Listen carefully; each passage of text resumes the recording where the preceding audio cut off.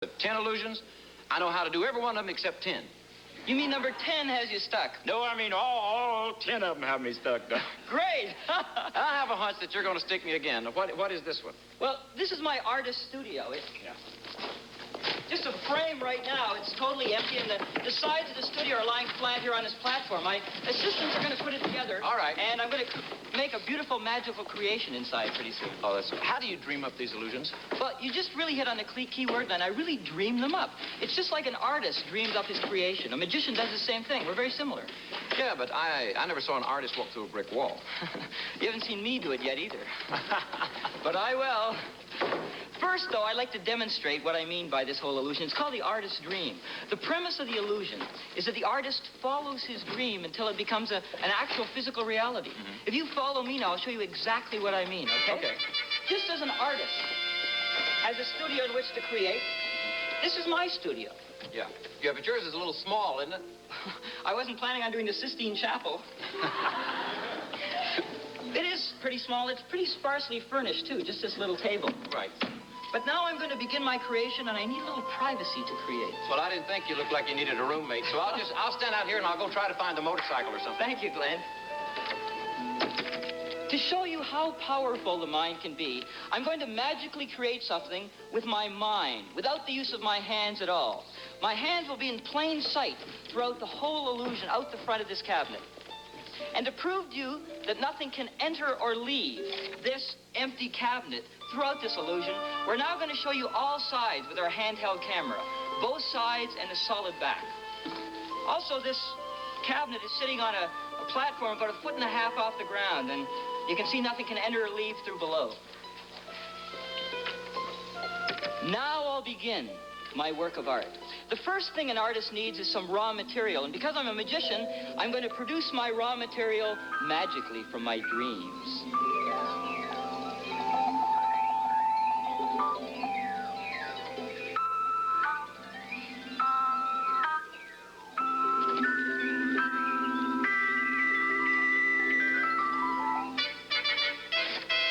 My raw material for this evening, a simple, formless lump of clay. But watch what happens to it. And now my dream begins to take shape.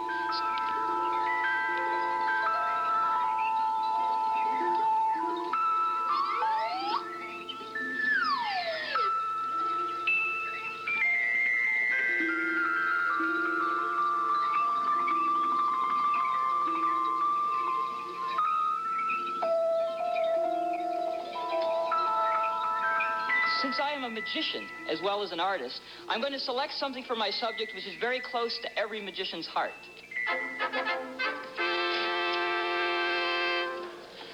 My magical creation... Oops, missed a little bit with the tail there. Now comes the most important part in a work of art. The moment when an artist breathes life into his creation.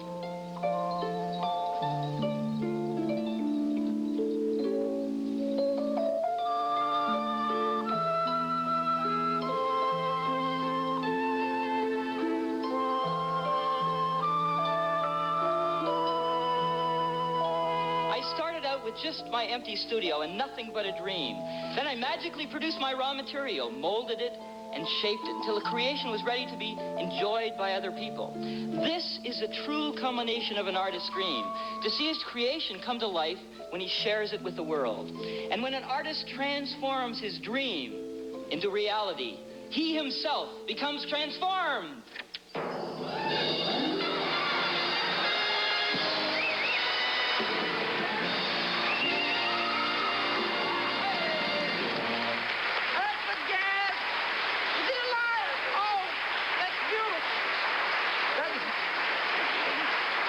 That's just super.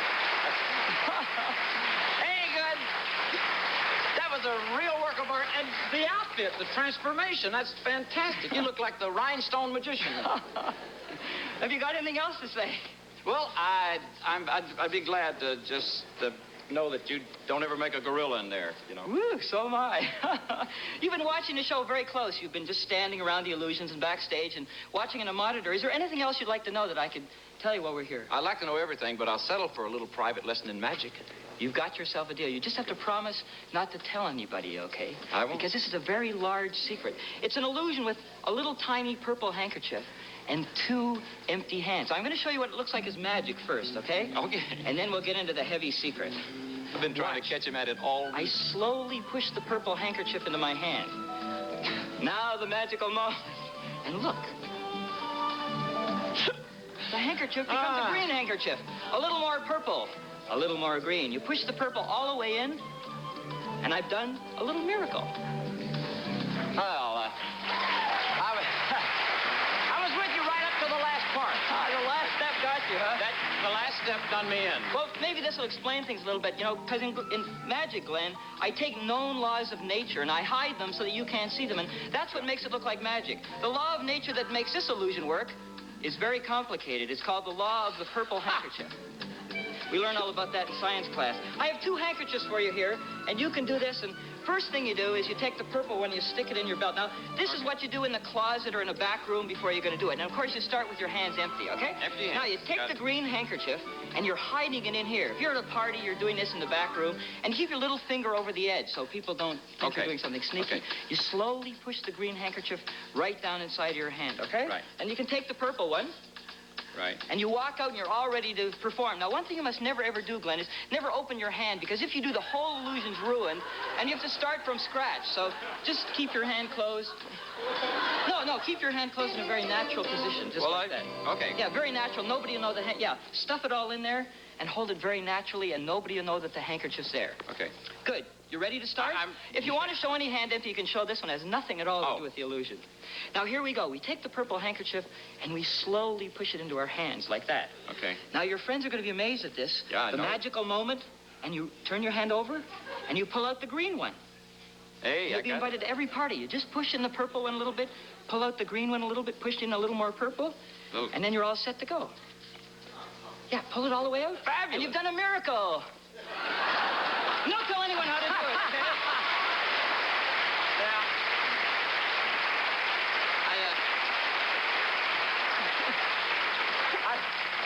I think I've been taking it on live television, too, Doug. Well, you're doing real fine. The only part you missed was the part where the handkerchief vanishes. I know. That's like saying I wrote this great song, but I left out the melody. Why would you want to do that? You know, the more I hang around with you, the more I'm rooting for that brick wall. Don't remind me about the brick wall. I was only kidding, Doug. Well, I want to take both our minds off the brick wall right now and ask you a question. What do you really know about levitation, you know? Well, I know enough to know that it's added to my list of things that I just cannot do. Maybe not, but you know, Glenn, we all really have the potential to levitate, to rise off the ground. Wouldn't you like to float in midair? I'd love to, but I think it defies the law of nature, doesn't it? Well, not really. All it really does is tell us that there's some other laws of nature that we don't yet understand because our knowledge is limited. It's always limited. There's always a little bit more.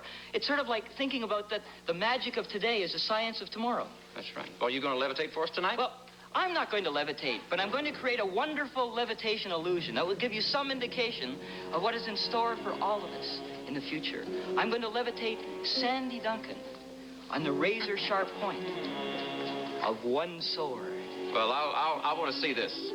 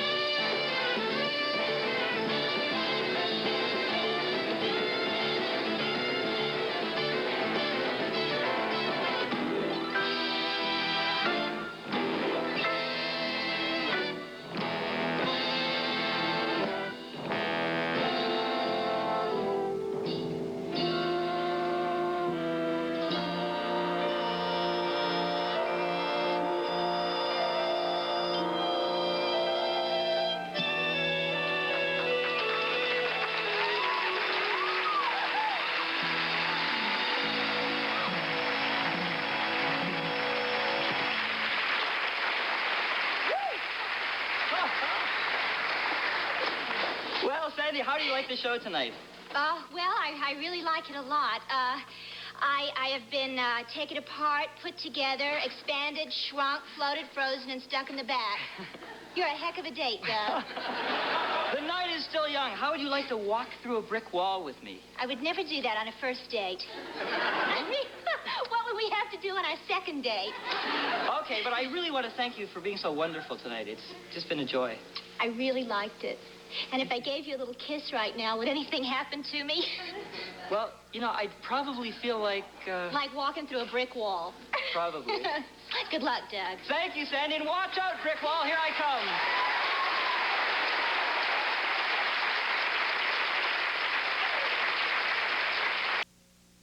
This may really be my best opportunity to prove it. You know how people always refer to an impossible situation by saying it's like walking through a brick wall? Yeah. Well, this is not like walking through a brick wall. This is exactly walking through a brick wall.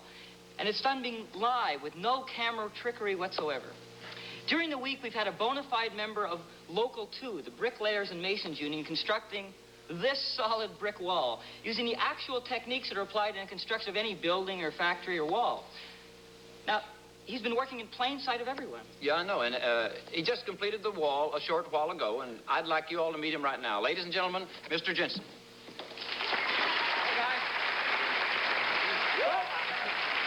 Hi, Mr. Doug, Henning, go ahead. Doug is going to walk through your wall. Nobody is going to walk through this wall I just built. Mr. Jensen, I know you're sure I'm not going to walk through your wall, but we want to make sure the audience is sure, too. So are you absolutely certain that this wall that you built is absolutely solid? Yes.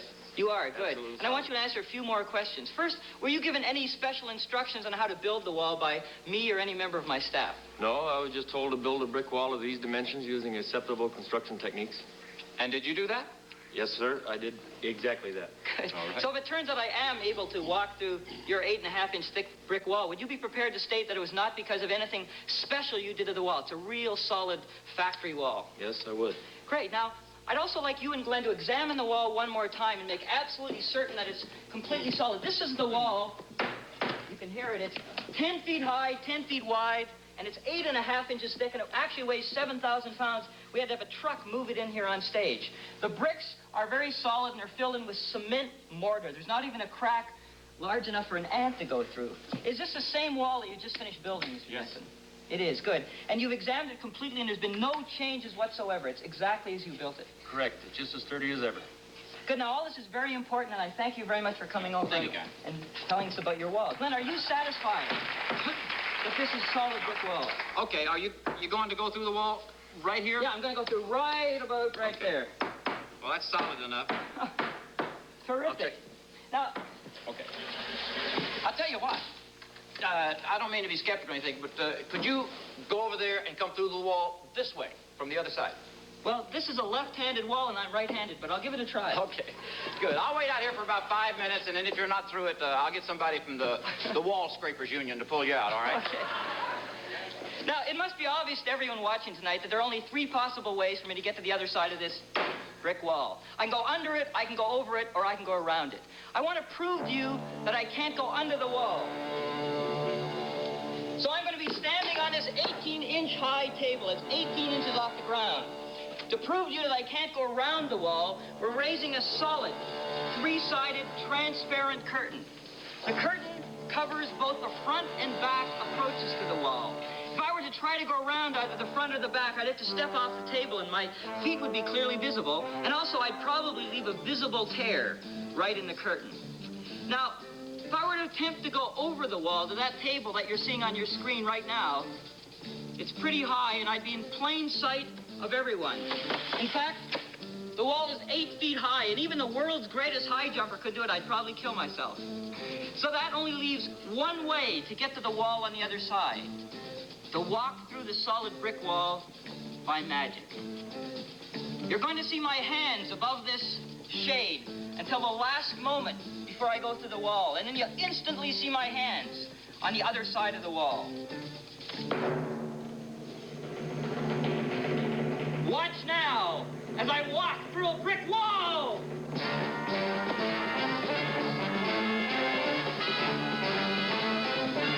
Now! 1, 2, 3!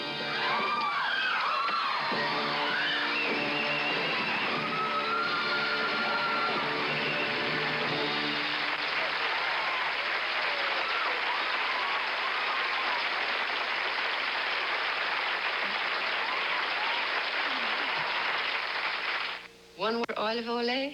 Bellissima. This has been a magical evening for me in the truest sense of the word. There is real magic.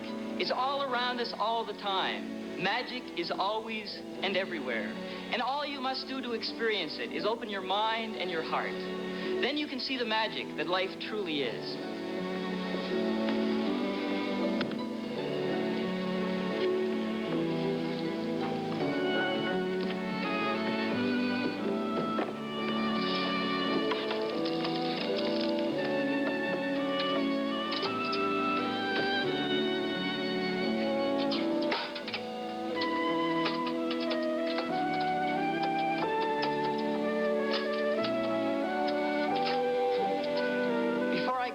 I'd like to leave you all with a little gift to thank you for watching.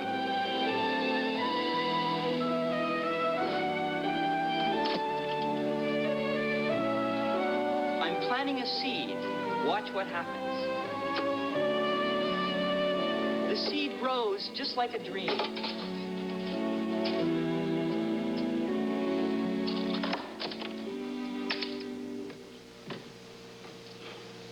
And if you believe enough, it blossoms magically.